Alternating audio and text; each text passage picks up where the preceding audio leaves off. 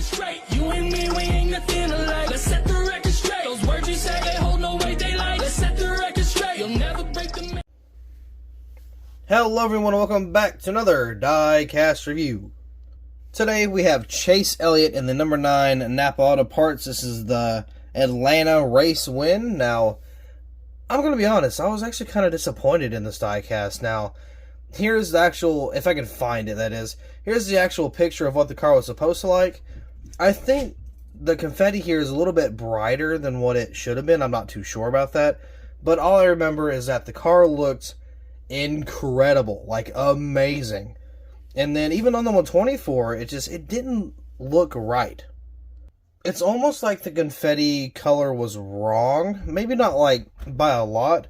I don't know if it was supposed to be like reflective or something, but it looked really darn good. And I was like, dude, that's going to be an awesome diecast. And then now it's kind of like, I don't know, it seems kind of like bright and there's like no confetti look to it. It just looks like a bunch of spots. You know, it doesn't look like confetti. There's no like shininess to it. There's no like dark color to it. It looks super bright and it's kind of weird. Now, I could simply just not be remembering the confetti correctly, but I remember it looking, you know, pretty bad A whenever the car was caked in confetti, and then I was like, dude, that's going to be awesome, and then I look at the car that was released, and it's like, I don't really have that same feeling, so I don't know if I'm just looking at it wrong, or if I'm right. I don't really have the side-by-side image right now, but I'm sure later in editing I'll kind of see that, but I'm pretty sure it's just not as awesome as it looked on the actual car. Which is kind of a bummer because, I mean, again, that was like the best part of this car. Don't get me wrong, this diecast is still awesome. I mean, it's great. Covered in confetti, it just looks really good. Now, I think I kind of raised my expectations a little bit, is maybe why I'm a little disappointed, but at the same time, again, I'm not really too sure. Again, either way, the car is really cool, and it's a race win. Can't really complain too much, and of course, I know I got a lot of Elliott fans out there, so I'm sure you guys are going to like this one too. But nonetheless, let's go ahead and get it out of the box. Here's the diecast out of the box, and once again, absolutely caked in confetti. Of course, the windshield is supposed to be caked also. The rear windshield isn't supposed to be as heavy, but the front is supposed to be pretty much completely covered. Can't see maybe even a single speck out the windshield. So, obviously, on the 164, that kind of makes it look a little dumb, just because it can't have that feature, unless it's Dell Jr. for whatever reason. Anyway, enough about that. It's like, I know they can do it. They just don't want to spend the money. They don't want to, you know, spend all that time printing it, I guess. But it would look so much cooler, man. There was some guy on Instagram that made this car, like, by himself, right? Got the normal Napa paint scheme, kind of put all the dots on it for the confetti, with a paint pen, did the windshield, rear windshield, side windows, and it looked incredible. There's probably no way I can get that picture, but it looked amazing. Now, if Lionel can just do that, I guarantee you the sales might just almost double, like, or maybe even more, because, like, dude, that detail would be so awesome. Even if we can't get, like, the detailed windshields, I mean, it's just like, it would be cool, you know. I know it's hard to do it, but maybe a little more detail with, like, the wheels, maybe? I know it's probably even harder to ask, but either way, I just want something to change. I want either the windshields to change or the wheels. I can do without the windshields and without the wheels, obviously, because we've been doing that for how long. But it'd be nice to have some wheel detail, maybe some, again, windshield or just window detail. I couldn't think of the word. Window detail. Just anything like that would be really awesome.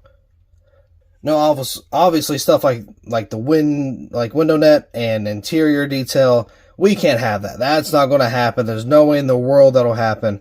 But that's why you leave it up to custom makers like myself, Diecastbuffet, and, you know, a bunch of other fantastic people that when we make customs, we add that extra detail just to, you know, be a little extra, I guess. We like having all the detail we can. So, yeah, I mean, Lionel, if you could, I know you're not watching, but if you could absolutely do the windshields, I mean, you've done it before. It's possible. It's just a lot. It's costly, I know, but dude, at the same time, you're going to like double your sales. So, I mean, yeah, you're going to get your money's worth. That would be really awesome if they could do such a thing and stick with it. Anyway, I'm getting sidetracked. I apologize. Let's go ahead and get this diecast review underway. Now again, starting with the hood, caked. Absolutely look at that. Absolutely covered. These type of diecasts are absolutely my favorite. Now imagine the windshield going onto the hood, or onto the roof, I'm sorry, would be 100 times better. But yeah, you can see Napa underneath there. Barely, but you can see it. It is there. Got the Elliott and the Chevy bow tie on the banner. Got the Elliott banner on the front and on the back. Of course, you know, that's just how it goes. Got the number 9 Napa Know-How. And there is a couple spots that are completely empty. You can see right here and then right here. You can be like, well, why does that happen? I'm sure all of you know for the most part, but whoever may not know, at the end of the races, they had these little, like, special boxes they'll throw up on the car. It's like a promotional box thing. Whether it's to sponsor the race or something else, they'll put the boxes on the car before the driver gets out of the car to celebrate. Then the confetti will shoot and land on the car. And then, of course, they'll remove the boxes after the fact. So that's kind of where the boxes say. You can see it's kind of like almost in like a pointy shape. So there's one here, one here. And then, of course, the rest of the hood, or the roof, is just completely caked. So, I mean, you will see that quite often. It's a good little detail. I'm sure Lionel kind of took a breather because, you know, they didn't have to add anything right there. So I'm sure that was a nice little break. Again, Elliott on the rear name banner back here. On the deck lid, a little bit of confetti, not a whole lot. And a cat hair, apparently. Not a whole lot, but, you know, there is some kind of scattered on the back end here. And, of course, it kind of goes around both sides. We'll kind of take a look at that here in a little bit.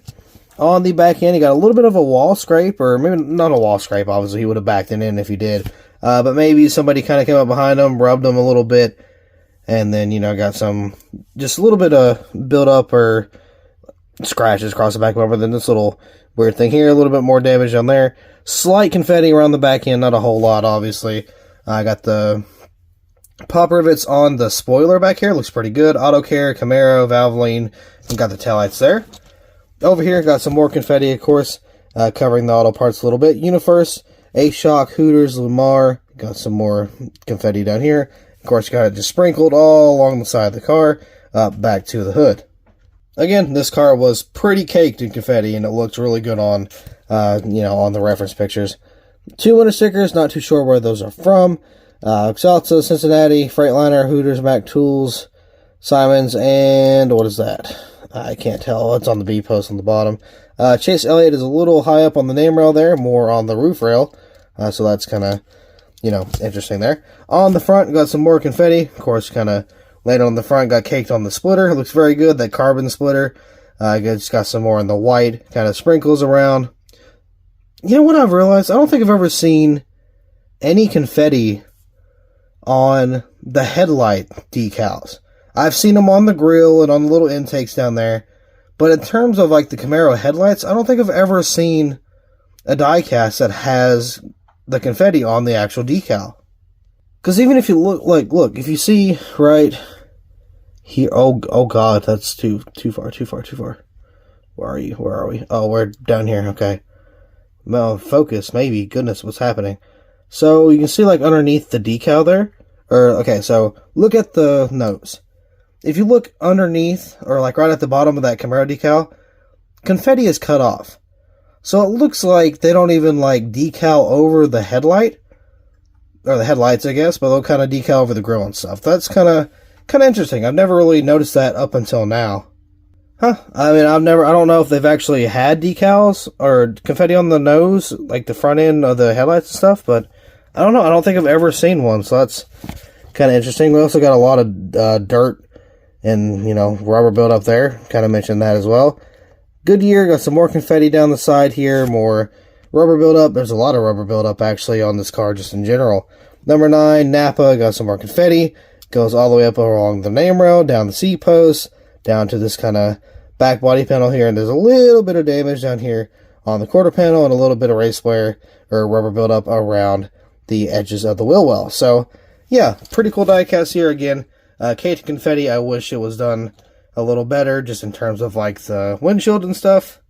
But that is a tree Lionel collectors, or diecast collectors, have been barking up for a long time, and we're getting nowhere with it, so we just kind of stopped barking after a while. But nonetheless, a very cool diecast, a very cool race win, so just another one to add to the race win collection, and have it sit there for quite some time. So, with that being said, that'll be all for this diecast review. I don't think I have anything else to cover. So, thank you all so much for watching. I really hope you all enjoyed, and I will see you in the next video.